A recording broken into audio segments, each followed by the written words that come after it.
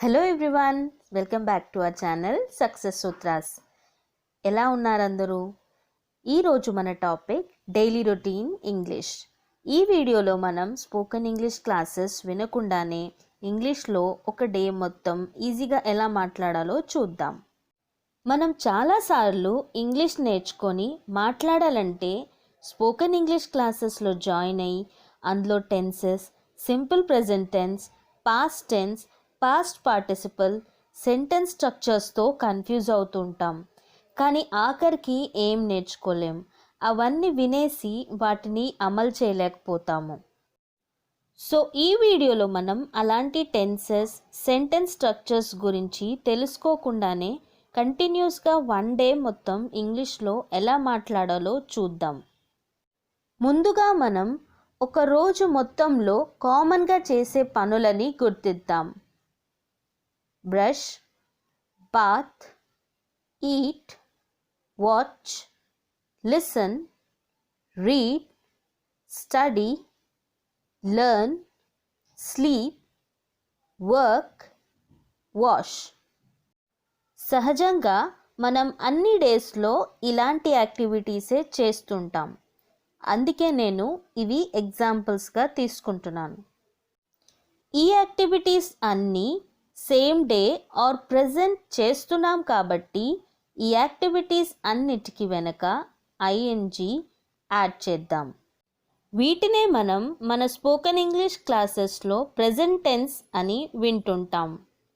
Brush plus I N G brushing, brush plus I N G brushing, bathing, eating, watching, listening, reading, studying, learning, sleeping, working, washing.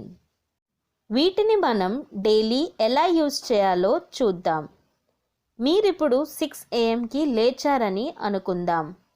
So me activities 1 by 1 ఇప్పుడు start అవుతాయి. ఈ activities గురించి మీరు నాతో చెప్పాలంటే ఎలా చెప్పాలో నేర్చుకుందాం. I am brushing my teeth. I am brushing my teeth. I am bathing. I am eating. I am watching. I am listening. I am reading. I am studying. I am learning. I am sleeping. I am working. I am washing. మీరు ఇవే activities గురించి నన్ను question చేయాలంటే అదేలాగో ఇప్పుడు చూద్దాం. First of all ఈ activities గురించి క్వశ్చన్ చేసేటప్పుడు ఆర్ యు అనే వర్డ్స్ని మీ సెంటెన్స్కి ముందు యాడ్ చేయండి. Example, are you brushing?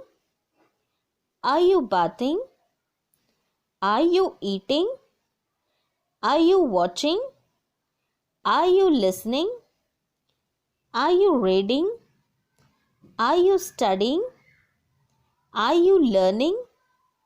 Are you sleeping? Are you working? Are you washing? ఇవన్నీ ఒకవేళ రాయాలంటే వీటెనక క్వశ్చన్ మార్క్ కంపల్సరీ. ఎందుకంటే మనం క్వశ్చన్ అడుగుతున్నాం కాబట్టి. ఇప్పుడు మనం నేర్చుకున్న సేమ్ యాక్టివిటీస్ని ఇంకా డీటెయిల్గా వివరించాలంటే ఎలాగో నేర్చుకుందాం. ఈ యాక్టివిటీస్ అన్నీ డీటెయిల్గా మనం ఎక్స్ప్లెయిన్ చేయాలంటే సెంటెన్స్ లాస్ట్లో డీటెయిల్స్ యాడ్ చేసుకోవాలి. ఎగ్జాంపుల్, ఐ యామ్ బ్రషింగ్ అనేది ఇక్కడ మనం చేసే యాక్టివిటీ. ఈ సెంటెన్స్కి డీటెయిల్స్ యాడ్ చేయాలంటే I am brushing my teeth అని అనవచ్చు. Second example, I am eating my breakfast. I am eating my breakfast. ఈ సెంటెన్స్లో ఐ యామ్ ఈటింగ్ అనేది యాక్టివిటీ అయితే మై బ్రేక్ఫాస్ట్ అనేది డీటెయిల్గా చెప్పాలంటే యూజ్ చేస్తున్నాము. అలా అన్ని సెంటెన్సెస్ ఇప్పుడు ఫామ్ చేసి చూద్దాం. I am watching TV. I am listening to music. I am reading newspaper. I am studying in 6th grade. I am learning English. I am sleeping in my cousin's room daily. I am working on my project. I am washing my clothes. చూసారు కదా, ఈ sentences అన్నిటినీ మీరు daily మీ కాన్వర్సేషన్స్లో వాడండి. అలా మనం day మొత్తం ఇంగ్లీష్లో మాట్లాడొచ్చు. ఇంకా మీకోసం ఇంకో టిప్ ఏంటంటే, చాలా సింపుల్ అండ్ షార్ట్ సెంటెన్సెస్ని యూస్ చేయండి. దీనివల్ల మాట్లాడడానికి మీకు ఇంకా వినడానికి మీ ఆపోజిట్ పర్సన్కి చాలా ఈజీగా ఉంటుంది. సో ఇంతటితో మన వీడియోని ఎండ్ చేసేస్తున్నాను. ఈ కంటెంట్ గన మీకు నచ్చినట్లయితే please like, share and subscribe. Thanks for watching.